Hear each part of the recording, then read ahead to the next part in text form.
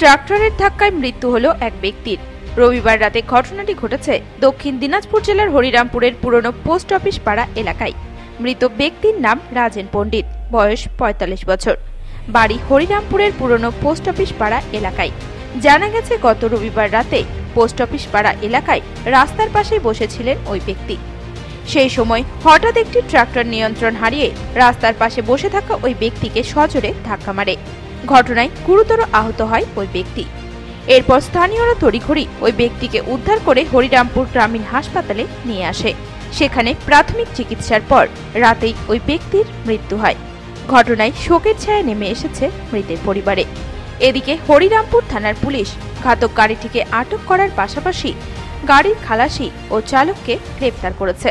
পুরো ঘটনার তদন্ত শুরু করেছে হরিরামপুর থানার পুলিশ।